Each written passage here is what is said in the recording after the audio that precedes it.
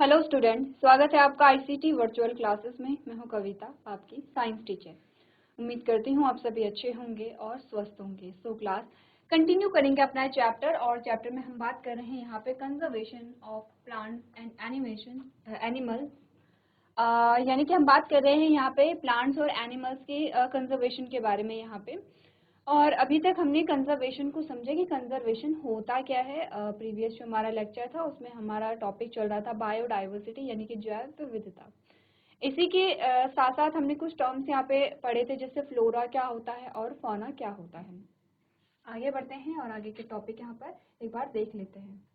हम बात कर रहे थे बायोडाइवर्सिटी के बारे में, और अभी तक हमने बायोडाइवर्सिटी के बारे में क्या समझा है कि कोई भी जो जीव है यहाँ पर जैसे, या फिर कोई भी हम जब आप क्लासिफिकेशन पढ़ेंगे, क्लासिफिकेशन होता क्या है एक्चुअली में, क्लासिफिकेशन होता क्या है एक्चुअली में, जैसे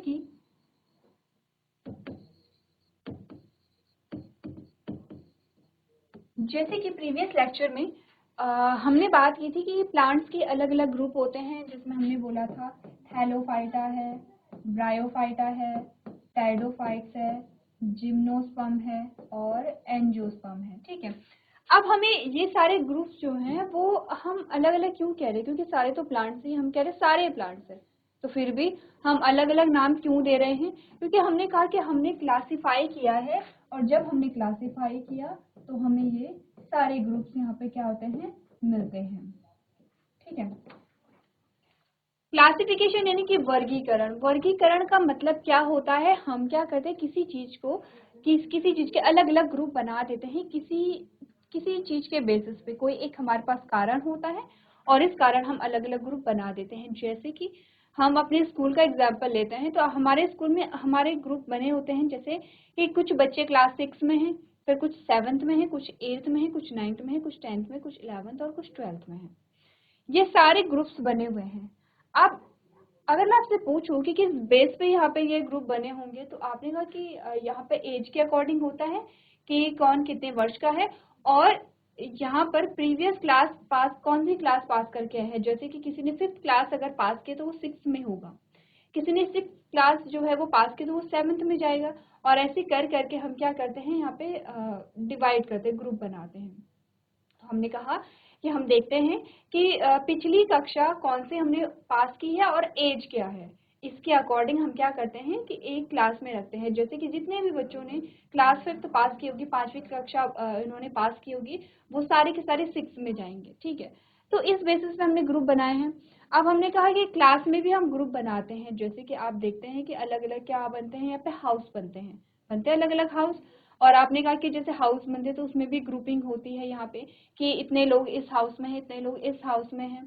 तो यहाँ पर हम क्या कर रहे हैं, जैसे कि आपने कहा कि ग्रुप बनते हैं, जब आप क्लास 11th 12th में जाते हैं, आपने देखा होगा क्लास 11th 12th में क्या बनते हैं, सब्जेक्ट के अकॉर्डिंग ग्रुप बन जाते हैं, कि कितने बच्चे हैं जो साइंस में हैं, कितने बच्चे हैं जो आर्ट्स में हैं, कितने बच्चे हैं जो कॉमर्स में हैं। अब हमने किस आधार पे ये ग्रुप बनाए हैं, सब्जेक्ट के आधार पे हमने ये ग्रुप बनाए हैं, कि इतने बच्चे जो हैं वो साइंस वाले हैं, इतने बच्चे आर्ट्स वाले हैं, इतने बच्चे कॉमर्स वाले हैं।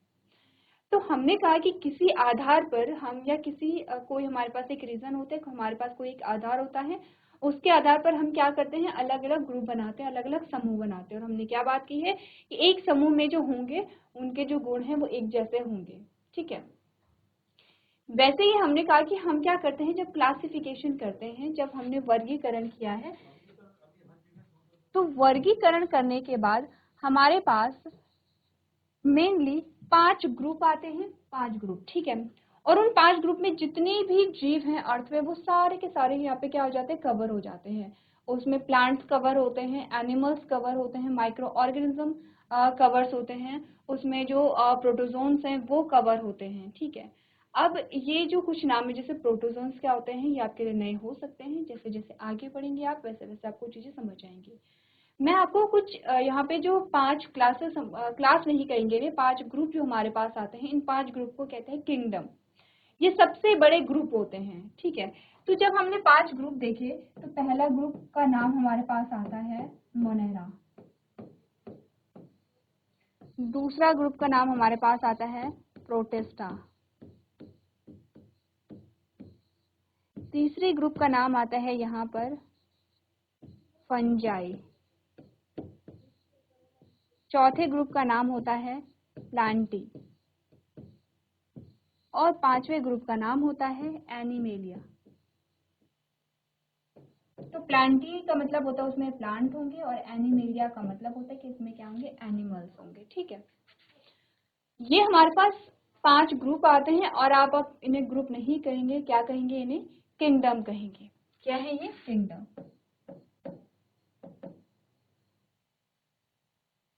आपके पास टोटल कितने किंगडम आते हैं, 5 किंगडम आते हैं। अब आप किसी भी क्लास में चले जाएंगे, चाहे आप 12th में होंगे या आप हायर क्लासेस में जाएंगे, आपके पास 5 ही किंगडम आएंगे। ठीक है, 5 किंगडम ही हम पढ़ते हैं यहाँ पे। ये 5 किंगडम पूरा कवर करते हैं जितने भी आपके पास क्या आते हैं, जीव आते हैं, या जितने भी आपके पास लाइफ की फॉर्म्स आती हैं। जैसे कि मोनेरा में आप क्या देखते हैं, मोनेरा में आप उन्हें देखेंगे जो क्या होते हैं, सूक्ष्म जीव होते हैं।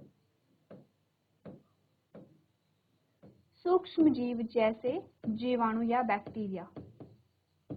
ठीक है, प्रोटिस्टा में आपने कहा कि आपके जो प्रोटोजोन्स होते हैं उनके बारे में आप बात करते हैं, अलग अलग एग्जाम्पल हम देखेंगे। ठीक है, आपने कहा कि ये क्या होते हैं, ये पैरासिटिक हो सकते हैं, एंडोपैरासाइट, एक्सोपैरासाइट यहाँ पे हो सकते हैं। तो अलग अलग एग्जाम्पल यहाँ पर आते हैं। अभी प्रोटिस्टा जो है, प्रोटिस्ट जो है, उनके बारे में अभी आपने बात नहीं की होगी। आगे जो हमारे पास धीरे धीरे टॉपिक्स आएंगे उसमें हम प्रोटिस्ट की यहाँ पे बात करते हैं। ठीक है, एक चैप्टर आपने पढ़ा था जिसमें आपने पढ़ा था माइक्रो ऑर्गेनिज्म फ्रेंड एंड फो। वहां पर आपने बात की थी, जैसे कि आपने कहा प्लाज्मोडियम की बात की थी यहाँ पे। ठीक है, तो ये आपके किस में आते हैं, आपने कहा कि जो आपका किंगडम प्रोटिस्टा है उसके अंदर ये सारे जो जीव हैं वो आपके आते हैं। ठीक है, नेक्स्ट आता है फंजाई। और फंजाई में आपका आपने क्या पढ़ा है, जितने भी आपके जो क्या होते हैं, कवक होते हैं। फंजाई को हम क्या कहते हैं, कवक। कवक जैसे कि आपने कहा इसमें मशरूम आता है, जैसे कि इसमें आपने कहा कि क्या आता है, जो एक एंटीबायोटिक आपने देखी है पेनिसिलिन, तो यहाँ पे आपने कहा कि वो आता है, यहाँ पे ईस्ट आती है। या फिर आपने कहा कि मशरूम जैसे दिखने वाले बहुत सारे अलग अलग स्ट्रक्चर आते हैं। तो जैसे कि हमने कहा फफूंद, तो फफूंद होती क्या है, जैसे आपने देखा होगा रोटी है या ब्रेड है या कुछ ऐसे गीले कपड़े होते हैं या जो अनाज है, तो उसमें क्या है, फंगस या फफूंद लग जाते हैं, सारे किसमें आते हैं, फंजाई में आ जाते हैं। ठीक है, प्लांटे में आपने कहा जितने भी आप प्लांट्स देखते हैं, जितने भी आप क्या देखेंगे, पादप, वो कोई भी हो सकते हैं, वो जलीय हो सकते हैं, वो स्थलीय हो सकते हैं, वो बड़े बड़े पेड़ हो सकते हैं। जैसे कि क्लास 6 में हमने बात की थी कि हर्ब्स होते हैं, श्रब होते हैं, ट्री होते हैं, क्रीपर्स होते हैं, क्लाइंबर्स होते हैं, फ्लावरिंग प्लांट्स हैं, नॉन फ्लावरिंग प्लांट्स हैं, यहाँ पे एनुअल है, बाइनियल है, पेरिनियल है। जितने प्लांट्स भी आपने पढ़े हैं वो सारे आते हैं प्लांटे में। ठीक है, सारे इसी में आएंगे।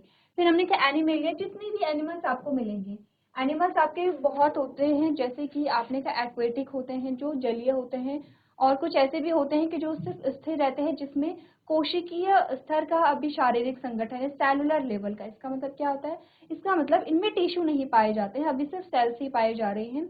ये स्टेबल होते हैं, पानी में रहते हैं, यानी कि ये स्थिर रहते हैं, मूवमेंट नहीं कर पाते हैं और पानी में ही रहेंगे। ठीक है, ऐसे भी जीव होते हैं। फिर हम बात करते हैं फिशेस के बारे में। ठीक है, फिर आप जैसे कि आपने बात की है यहाँ पे जो एम्फीबियंस होते हैं। ठीक है, एम्फीबियंस जो जल में भी रहते हैं और स्थल में भी रहते हैं। फिर आपने बात की है यहाँ पे अलग अलग कीटों के बारे में, जैसे कि अर्थ्रोपोडा, अर्थ्रोपोडा में जितने भी आपके कीट आते हैं जैसे, उसके बारे में हम बात करते हैं।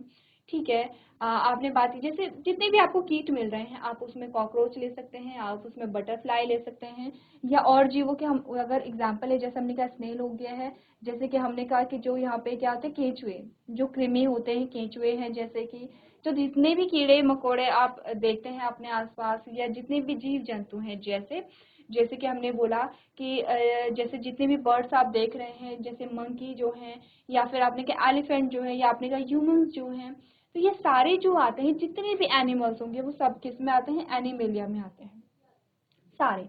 अब प्लांट्स के एग्जाम्पल अभी हमने देखे थे। प्लांट्स अगेन आपने कहा अलग अलग ग्रुप में हमने जब देखा तो हमने कहा क्या होता है, थैलोफाइटा है, ब्रायोफाइटा है, टाइडोफाइट्स है, जिम्नोस्पर्म है, एंजियोस्पर्म है। तो अगेन हमने कहा प्लांट जो है वो इन पार्ट्स में क्या होता है, डिवाइड हो। तो ये क्लासिफिकेशन है कि पहले किंगडम 5 किंगडम थे, फिर एक किंगडम को हमने उठाया और उस किंगडम को हमने फिर से अलग अलग ग्रुप में तोड़ दिया है।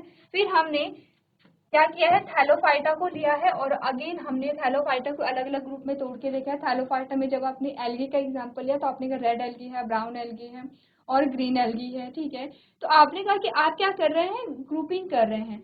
तो जैसे हमने बोला कि हमने किस आधार पे 5 किंगडम बनाए थे, इसका कोई आधार होगा। हमने कहा बहुत सारे आधार हैं, जैसे कि हमने कहा कि इनकी कोशिका कैसी है, जैसे कि हमने कहा कि इनमें स्वपोषी और परपोषी कौन है, जैसे कि इनमें जो रिप्रोडक्शन है वो किस प्रकार का होता है, जैसे कि कोशिका भित्ति किसमें पाई जाती है, किसमें नहीं पाई जाती है। तो अभी यहाँ नहीं जाना है, बेसिकली ये आपका थोड़ा आगे का टॉपिक है। हमने ये कहा है कि हमारे पास जब क्लासिफिकेशन जब यहाँ पर होता है, वर्गीकरण जब यहाँ पे किया जाता है, तो आपके पास 5 किंगडम यहाँ पर आते हैं, ठीक है। तो वो 5 किंगडम आपको समझने जरूरी है यहाँ पे। अब हमने बात की है बायोडाइवर्सिटी, तो क्या हम कह सकते हैं कि ये बायोडाइवर्सिटी को दिखा रहा है कि हमने कहा मोनेरा है, तो मोनेरा की भी बहुत अलग अलग क्लासेस होती हैं, gram positive, gram negative bacteria है। तो हमने बात की है यहाँ पर कि विविधता देखी कि पहले तो हमारे पास 5 किंगडम आए हैं, फिर एक किंगडम को उठाए तो उसके फिर 5 ग्रुप आए हैं, और अगर एक ग्रुप को उठाए तो उसमें भी आपको बहुत ज्यादा क्या दिख रहे हैं, यहाँ पे ग्रुप्स दिख रहे हैं। इसका मतलब है कि यहाँ पे कितनी विविधता होगी, और हर किंगडम में यही है, ऐसा नहीं है कि आपने सिर्फ प्लांटी के ही यहाँ पे क्या देखे हैं, ग्रुप देखे हैं। आपने कहा मोनेरा के, प्रोटिस्टा के, फंजाई के और एनिमेलिया के भी आपको अलग अलग यहाँ पे क्या दिखते हैं, ग्रुप्स दिखते हैं। यहाँ पे इनका जो वर्गीकरण है वो आगे बढ़ता है। तो इन शॉर्ट आपको ये बताया जा रहा है कि हमारी जो अर्थ है उसमें कोई भी यहाँ पे जीव है, उसमें आपको बहुत सारी जो वैरायटी है, जो विविधता है वो देखने को मिलती है। अब हमारा क्वेश्चन ये आता है कि क्या होगा अगर कुछ जो स्पीशीज हैं वो अगर यहाँ पे हमेशा के लिए, आपने कहा कि विलुप्त हो भी जाएं, यानी कि वो हमेशा के लिए समाप्त हो भी जाएं, तो क्या फर्क पड़ता है। तो आपको ध्यान होगा हमने फूड वेब और फूड चेन के बारे में बात की थी कि जो फूड वेब है, जो खाद्य जाल है, उसमें हर एक जीव की अपनी एक महत्वपूर्ण भूमिका होती है। इसका मतलब उसका एक कोई स्थान है वहां पे, अगर वो यहाँ पे विलुप्त हो जाता है तो वो स्थान वहां पे खाली हो जाता है। इसका मतलब क्या होगा कि ये क्या कर रहा है, डिस्टरबेंस ला रहा है फूड वेब में, खाद्य जाल में क्या लाता है, डिस्टरबेंस लाता है। आपने कहा कि यहाँ पे जो खाद्य जाल है उसमें कहीं ना कहीं डिस्टरबेंस आएगा, कहीं ना कहीं सारे जो जीव हैं वो डायरेक्टली, कोई डायरेक्टली तो कोई इनडायरेक्टली वहां पे क्या होगा, यहाँ पे अफेक्ट होगा, ठीक है। इसके बाद हमने फ्लोरा एंड फौना के बारे में बात की थी। फ्लोरा बेसिकली हम प्लांट्स के लिए यूज करते हैं, फौना हम एनिमल्स के लिए यूज करते हैं। फ्लोरा एंड फौना वो प्लांट्स और वो एनिमल्स हैं जो किसी विशिष्ट या स्पेशल एरिया में ही पाए जाते हैं, और यदि कहीं और उन्हें नेचुरली आप उगाने की कोशिश करें तो वो नेचुरली नहीं उग सकते हैं। हाँ, आप अगर वैसा ही एनवायरमेंट टॉपिक क्रिएट करते हैं तो वो यहाँ पे ग्रो हो सकते हैं। तो कुछ एग्जाम्पल हमारे पास आते हैं, जैसे कि आपने फ्लोरा पढ़ लिया था। आपने कहा कि जैसे कि हमने कहा सागौन है, जामुन है, फर्न है, साल है, आम है। ये यहाँ पे क्या है, पंचमढ़ी बायोस्फीयर रिजर्व की क्या है, वनस्पतियां हैं, यहाँ की फ्लोरा है। और वहीं हमने कहा कि कुछ एग्जाम्पल हमारे पास आते हैं, जैसे भेड़िया है, तेंदुआ है या नीला बैल है। ये क्या है, पंचमढ़ी बायोस्फीयर रिजर्व की क्या है, यहाँ पे फौना है। तो पंचमढ़ी बायोस्फीयर रिजर्व क्या है, अभी के लिए सिर्फ इतना समझिए कि ये एक बहुत बड़ा भूभाग है जिसे संरक्षित किया गया है, जो मध्य प्रदेश यानी कि एमपी में है। और यहाँ पे फ्लोरा भी पाई जाती है, फौना भी पाई जाती है, और यहाँ पर ये जो वनस्पति है या ये जो जीव है वो कैसे रहते हैं, सेफ रहते हैं। जैसे कुछ एग्जाम्पल हमें कुछ यहाँ पर आपको इमेजेस में बता रखा है। जैसे ये फ्लोरा है, आपने कहा flora is the plant life occurring in a particular region और टाइम। फौना क्या है, fauna is all of the animals life of any particular region और टाइम, ठीक है। तो यहाँ पर फ्लोरा और फौना के बारे में हमने बात की है। डिफरेंस की अगर हम बात करें तो आपने डेफिनेशन अगर पढ़ ली है तो डिफरेंस आपको आ जाएगा। आपने कहा फ्लोरा क्या है, the plants found in a particular area are called flora. Example है पीपल, साल एंड बनियान, ठीक है। हमने क्या बात की है कि जो वनस्पति है, किसी विशेष क्षेत्र में पाए जाने वाले पौधे को हम क्या कहते हैं, वहाँ का फौना, वहाँ का फ्लोरा कहते हैं। एग्जाम्पल है पीपल, साल और बरगद। आपने कहा flora is non motile. Flora जो है नॉन मोटाइल है। ऑफ कोर्स हम जानते हैं कि जो पेड़ पौधे होते हैं वो चल नहीं सकते हैं, ठीक है।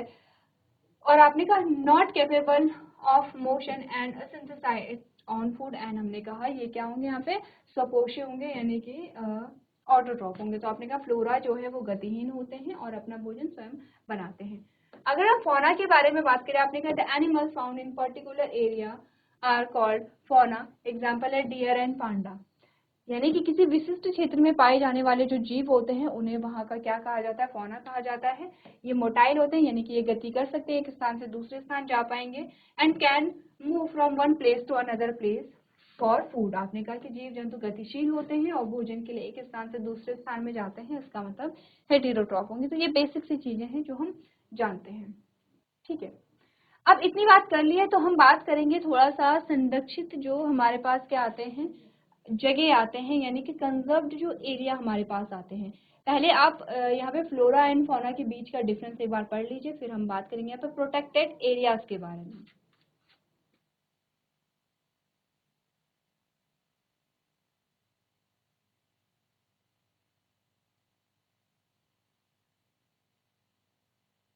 चलिए अब बात करते हैं यहाँ पे प्रोटेक्टेड एरियाज के बारे में। कुछ प्रोटेक्टेड एरियाज आते हैं हमारे पास, जैसे बायोस्फीयर के बारे में हम बात करेंगे, जैसे कि हम बात करेंगे यहाँ पे बायोस्फीयर रिजर्व क्या होते हैं, जैसे कि हम बात करेंगे वाइल्ड लाइफ सेंचुरीज के बारे में, और जैसे हम बात करेंगे यहाँ पे नेशनल पार्क के बारे में। तो नेशनल पार्क हो गया है, वाइल्ड लाइफ सेंचुरीज हो गई हैं, या बायोस्फीयर रिजर्व हो गया है, ये हमारे पास आते हैं कुछ प्रोटेक्टेड एरियाज, यानी कि संरक्षित जो स्थान हमारे पास आते हैं, ठीक है।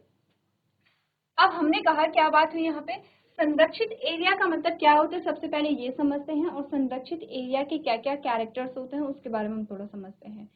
हमने कहा कोई ऐसा भूभाग है, जैसे कि इस प्रकार से कोई एक भूभाग है, बहुत बड़ा भूभाग है, या बहुत बड़ा आपने कहा कि कोई क्या है यहाँ पे हमारे पास स्थान है, ठीक है। हम यहाँ पर क्या कर देते हैं, जो एरिया होते हैं उन्हें अलग अलग पार्ट में या अलग अलग जोन में यहाँ पर इन्हें क्या कर देते हैं, डिवाइड कर देते हैं।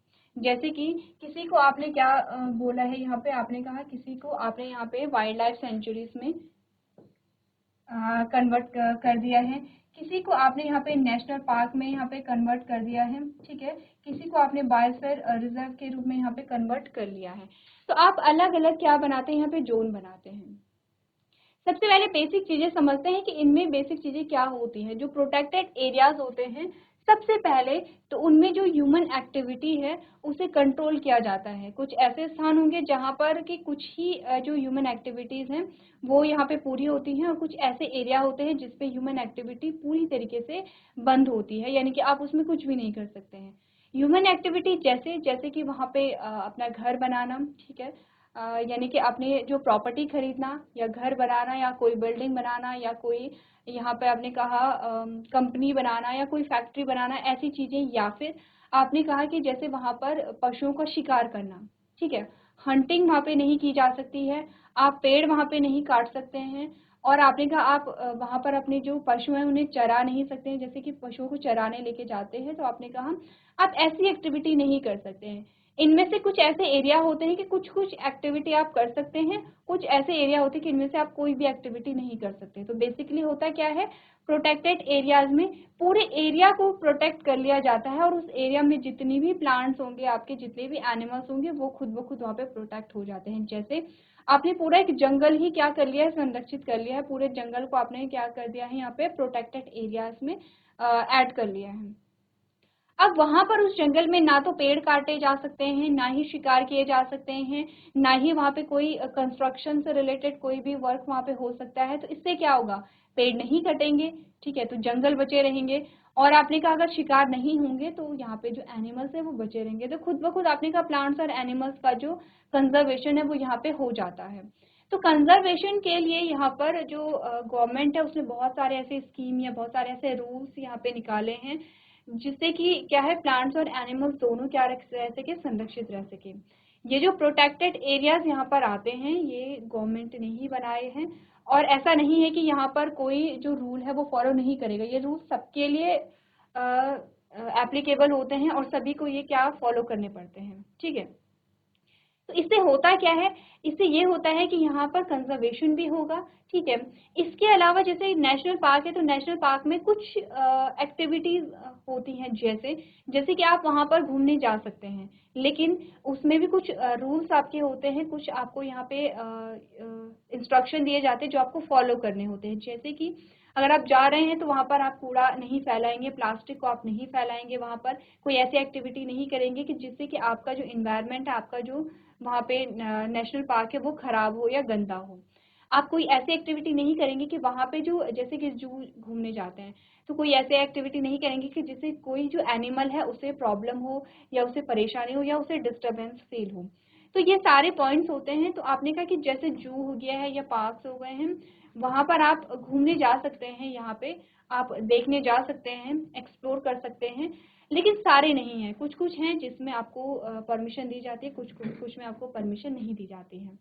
तो अब पढ़ना क्या है, हमें पढ़ना है प्रोटेक्टेड एरियाज के बारे में, वाइल्ड लाइफ सेंचुरीज या नेशनल पार्क या फिर बायोस्फीयर रिजर्व क्या होते हैं, इन तीनों में डिफरेंस क्या होता है, तीनों अलग अलग होते हैं, डिफरेंस क्या होता है, तीनों की गाइडलाइन क्या है, यानी कि तीनों में कैसे क्या क्या इंस्ट्रक्शन आपको दिए जा रहे हैं।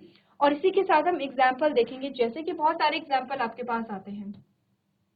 जैसे कि अगर आप मैप यहीं पर आप देखिए, आप मैप देख रहे हैं और मैप में ही आपको बायोस्फीयर रिजर्व दिखा रखे हैं, तो जो स्टार आपको करके दिखा रखे हैं, इतने बायोस्फीयर रिजर्व हैं हमारी कंट्री में।